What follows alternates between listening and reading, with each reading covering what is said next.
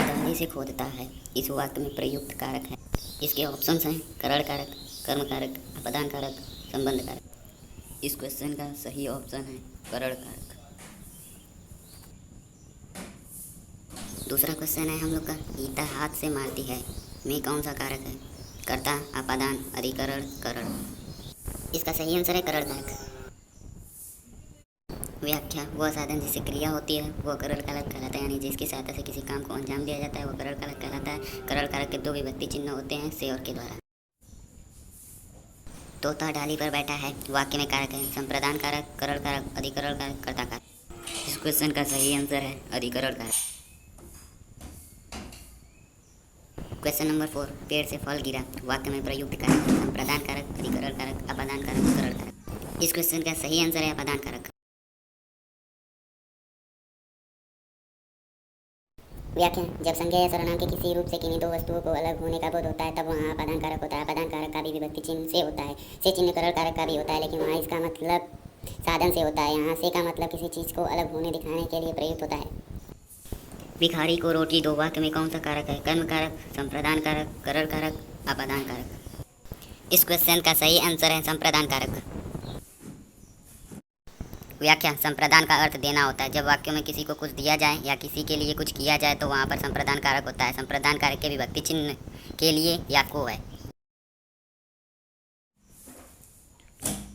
मुरली गांव से चला गया वाक्य में कौन सा कारक है? कर्म कारक, संबंध कारक, संबोधन कारक, अपादान कारक।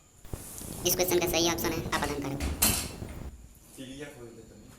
में विभक्ति चिन्ह किस कारक का है? संप्रदान कारक, अधिकरण कारक, संबंध कारक, कर्म कारक। इस क्वेश्चन का सही आंसर है अधिकरण कारक।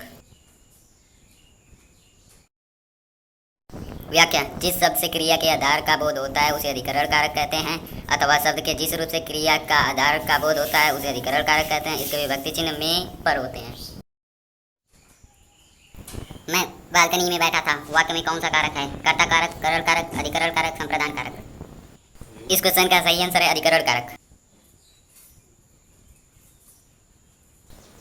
मैं का अपादान कारक में बहुवचन होगा हमारा, हमसे, हम पर, मुझसे। इस क्वेश्चन का सही आंसर है मुझसे। व्याख्या, जब संज्ञा या सर्वनाम के किसी रूप से किन्हीं दो वस्तुओं को अलग होने का बोध होता है तब वहाँ अपादान कारक होता है। अपादान कारक का भी विभक्ति चिन्ह से होता है, से चिन्ह करण कारक का भी होता है, लेकिन वहाँ इसका मतलब साधन से होता है। यहाँ से का मतलब किसी चीज़ को अलग होने दिखाने के लिए प्रयुक्त होता है। वह का करण कारक में एक वचन होगा उनसे, उससे, मैंने, मुझसे। इस क्वेश्चन का सही आंसर है उससे। व्याख्या, वह साधन जिससे क्रिया होती है वह करण कारक कहलाता है, यानी जिसकी सहायता से किसी काम को अंजाम दिया जाता है वह करण कारक कहलाता है। करण कारक के दो विभक्ति चिन्ह होते हैं, से और के द्वारा। वृक्ष से पत्ता गिरता है वाक्य में कौन सा कारक है? अधिकरण कारक, कर्म कारक, अपादान कारक, करण कारक। इस क्वेश्चन का सही आंसर है अपादान कारक। व्याख्या, जब संज्ञा या सर्वनाम के किसी रूप से किन्हीं दो वस्तुओं को अलग होने का बोध होता है तब वहाँ अपादान कारक होता है। अपादान कारक का भी विभक्ति चिन्ह से होता है, से चिन्ह करण कारक का भी होता है, लेकिन वहाँ इसका मतलब साधन से होता है। यहाँ से का मतलब किसी चीज़ को अलग होने दिखाने के लिए प्रयुक्त होता है। चाकू से काटता है वाक्य में कौन सा कारक है? अपादान कारक, करण कारक, संबंध कारक, कर्म कारक। इस क्वेश्चन का सही आंसर है करण कारक। छात्र कक्षा में निबंध लिखता है वाक्य में प्रयुक्त कारक है संबंध कारक, संप्रदान कारक, अधिकरण कारक, करण कारक। इस क्वेश्चन का सही आंसर है अधिकरण कारक।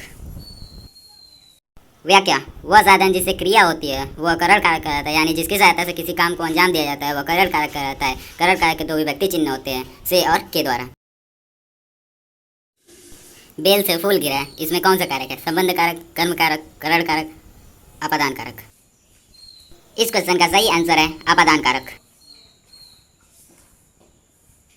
अलग होने के अर्थ में किस कारक का प्रयोग किया जाता है? संप्रदान कारक, अपादान कारक, संबंध कारक, संबोधन।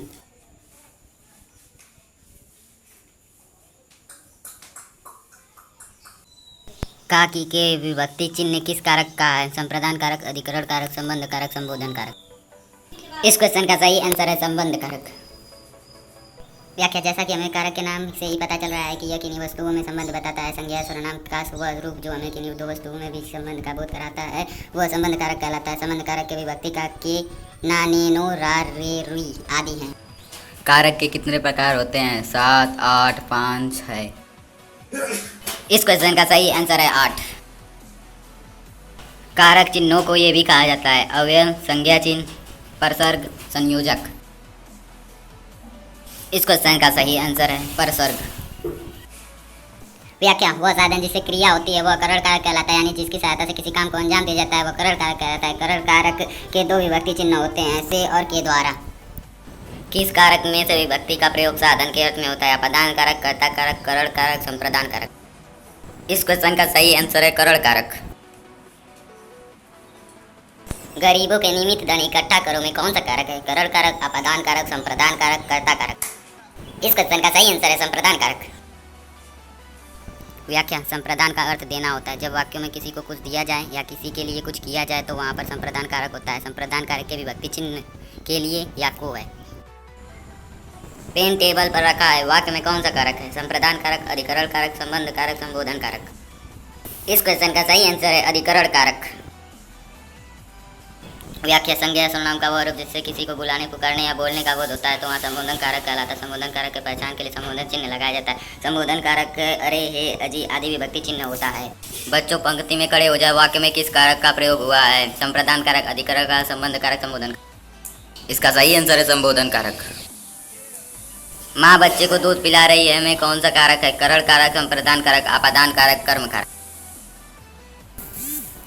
इस क्वेश्चन का सही आंसर है कर्म कारक। कार्य जिस पर हो रहा होता है वह कर्म कहलाता है। इसका हिंदी पर्याय को है। यह चिन्ह बहुत से स्थानों पर नहीं लगता। कार्य का फल अर्थात प्रभाव जिस पर पड़ता है उसे कर्म कारक कहते हैं। जैसे राम ने आम को खाया, इस वाक्य में आम कर्म है क्योंकि राम के कार्य खाने का प्रभाव आम पर पड़ता है। रवि पेड़ से गिर पड़ा, वाक्य में किस कारक का प्रयोग हुआ है? संप्रदान कारक, अधिकरण कारक, अपादान कारक, संबोधन कारक। इस क्वेश्चन का सही आंसर है अपादान कारक।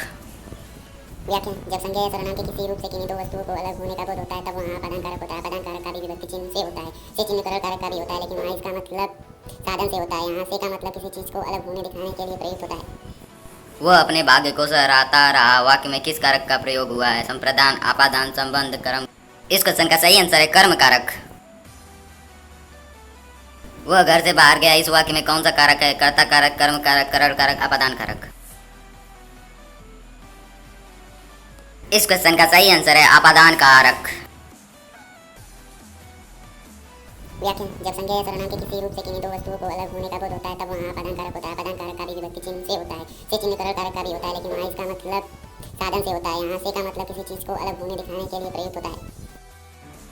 वह धरती पर गिर पड़ा, वाक्य में किस कारक का प्रयोग हुआ है? संप्रदान कारक, अधिकरण कारक, संबंध कारक, संबोधन कारक। इस क्वेश्चन का सही आंसर है अधिकरण कारक।